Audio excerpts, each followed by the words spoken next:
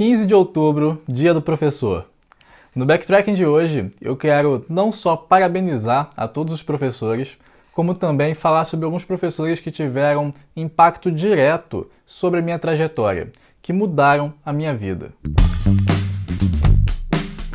Fala pessoal, eu sou o Alisson e esse é o canal Programação Dinâmica. O vídeo de hoje é um Backtracking especial em comemoração ao Dia do Professor. Então eu gostaria de transmitir a todos os professores meus parabéns e muito obrigado por todo o empenho e dedicação nessa profissão que é tão difícil e transformadora na sociedade. Quem acompanha a gente aqui no canal sabe que a educação tem um papel muito importante nas nossas trajetórias, tanto na minha quanto da Kizzy. E a educação também é o meio que nós escolhemos para retribuir todas as oportunidades que nós tivemos ao longo da vida. Por isso nós criamos esse canal e seguimos trabalhando para que cada vez mais pessoas possam ter acesso a uma educação de qualidade, desenvolver sua autonomia e pensamento crítico e também experimentar uma mudança de perspectiva que lhes permita usufruir de mais oportunidades. Eu tive a oportunidade de ter aula com excelentes professores, muita gente boa mesmo. E certamente se eu começasse a citar aqui vários nomes, eu iria acabar esquecendo alguém e sendo injusto. Mas nesse vídeo eu gostaria de contar sobre alguns professores que tiveram alguma decisão com impacto direto na trajetória que eu segui profissionalmente. Um aprendizado que eu gostaria que você levasse desse vídeo é que a sua carreira ela começa mais cedo do que você imagina. Parte da nossa vida profissional é constituir vínculos, fazer conexões com pessoas, e essas pessoas vão nos levar a algumas outras oportunidades. E por grande parte da nossa vida, todo o comecinho ali, até a gente realmente entrar no mercado de trabalho, essas pessoas que a gente pode se conectar e que podem gerar esse tipo de oportunidade são os professores. Então, além de te ensinar um conteúdo específico na escola, os professores são pessoas que podem te ajudar a descobrir alguma coisa que seja do seu interesse e que vai te levar a tomar uma decisão profissional no futuro, ou até mesmo a contribuir diretamente para alguma escolha, alguma oportunidade que você possa alcançar. E de todos os vínculos profissionais que podem te gerar oportunidades, os professores são aqueles que não vão te pedir nada em troca. Todo professor quer ver a dedicação dos seus alunos se traduzindo em sucesso. Para abrir essa lista de professores que mudaram a minha vida, vamos assim dizer, eu gostaria de começar com os meus pais. Então, os meus pais eles não são professores profissionais, eles não dão aula, não trabalham em escola, mas certamente são as primeiras pessoas que investiram na minha educação, inclusive com o tempo mesmo, Quando eu era bem pequeno, eu lembro de meu pai passar um tempo ensinando algumas coisinhas como letras e números a partir de brinquedos, de coisas mais lúdicas mesmo, Tinha um brinquedo chamado Pinos Mágicos que você podia ir encaixando as pecinhas e formar qualquer coisa, na verdade, Mas uma das coisas que eu lembro de serem trabalhadas assim em casa, quando eu ainda era pequeno, era realmente a gente montar letrinhas e números e tentar aprender o que aquelas coisas significavam. E claro, crescendo um pouco mais, chega aquela fase em que são seus pais que te ajudam a montar apresentações em cartolina. Então não sei se as crianças ainda fazem isso hoje em dia, que a gente tem tanta coisa digital, mas pelo menos na minha época a gente ainda montava cartolina, Pegava cartolina e recortava jornal, recortava revista, algumas coisas para colar e poder fazer as apresentações no colégio, E certamente as minhas apresentações teriam sido muito ruins se não fosse a ajuda dos meus pais. Então, como eu posso, eu aproveito essa oportunidade para agradecer aos meus pais. Muito obrigado, mãe. Muito obrigado, pai.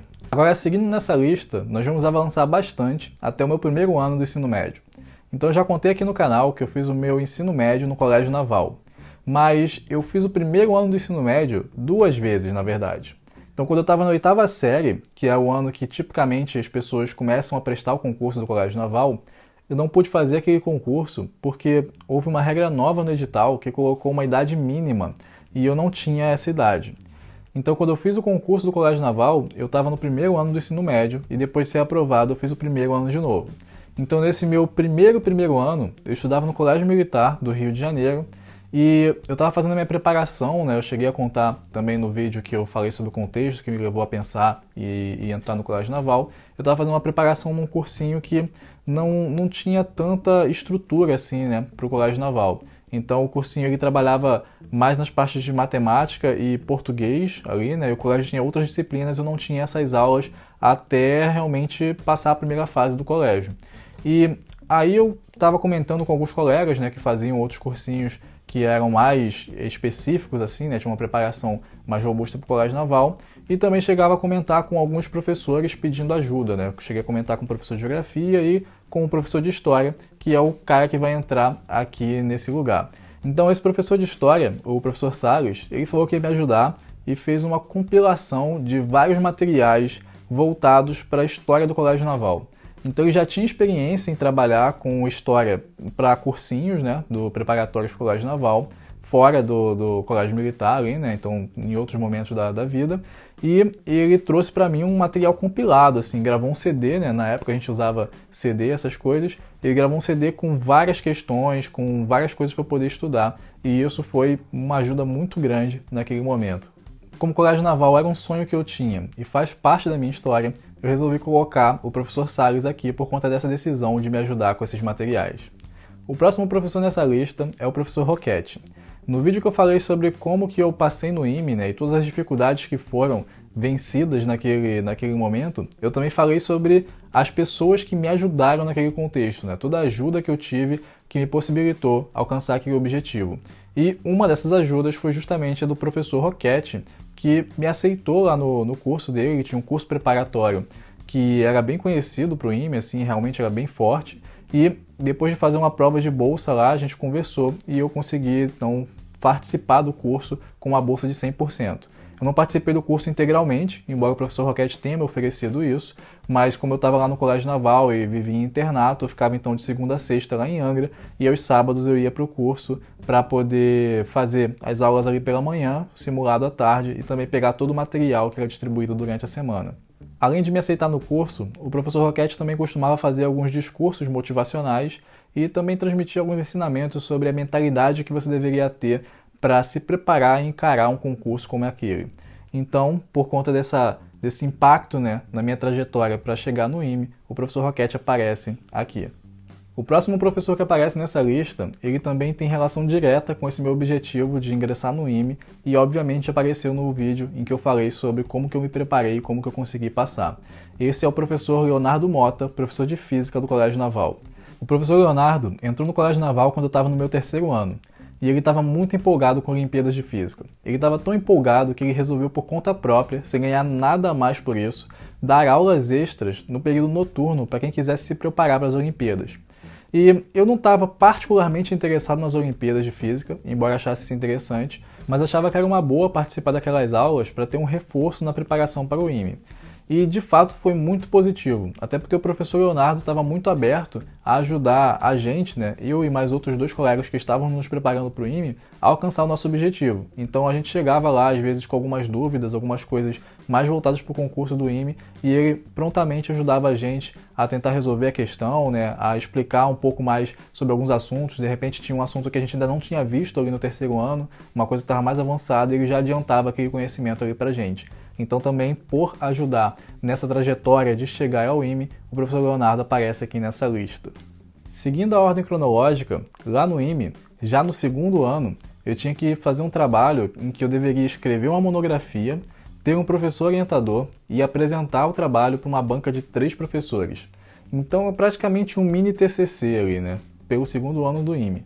Eu já contei a história desse trabalho aqui na série Backtracking, um trabalho em que eu e mais um amigo fizemos uma simulação de um disco voador em um ambiente 3D que se locomovia de um ponto ao outro de maneira autônoma, um trabalho bem legal, e o nosso orientador para esse trabalho foi o professor Bruno. Então eu comentei dele, né, naquele vídeo, e ele aparece aqui não por ter orientado esse trabalho, porque eu também tive outros professores mais próximos e até orientadores que foram excelentes, mas por ter me indicado para fazer uma iniciação científica no IMPA depois desse trabalho. Então, como eu comentei lá no vídeo, o trabalho foi muito bom, o professor também gostou ali do resultado, e ele tinha feito o seu mestrado no IMPA e perguntou se a gente tinha interesse em fazer algum trabalho lá no IMPA, né? E ele nos apresentou então ao professor Luiz Velho, que tinha sido o seu orientador de mestrado e tinha disponibilidade de bolsa para um trabalho num projeto de realidade aumentada móvel. Esse foi meu primeiro contato com pesquisa acadêmica e foi uma experiência que me conduziu ao lugar que eu estou hoje em dia, né? Hoje em dia eu faço doutorado no IMPA e eu fiz mestrado também nessa mesma instituição. Então, por conta dessa decisão, né, dessa indicação, o professor Bruno aparece também aqui nessa lista. E o próximo professor da lista, né, também vem de uma maneira bem natural nessa história, é o próprio professor Luiz Velho, que foi o meu orientador de iniciação científica, meu orientador de mestrado e atualmente é o meu orientador de doutorado. Então, por essa apresentação, já dá para perceber o quanto de influência o professor Luiz Velho tem na minha trajetória profissional, mas além disso, ele também foi um dos professores que escreveu uma carta de recomendação para minha aplicação para o doutorado. Para finalizar, eu quero ainda fazer uma menção honrosa a 3 professoras. A primeira delas, agora na ordem cronológica inversa, é a professora Carla, que foi minha professora no Instituto Militar de Engenharia, no 5º ano. Ela me deu aula de multimídia e, além de ser uma excelente professora, ela também teve um impacto para que eu fizesse um doutorado. Dessa vez não foi tão direto quanto o do professor Luiz Velho, embora, se não me engano, ela foi uma das professoras que escreveu a minha carta de recomendação para o mestrado.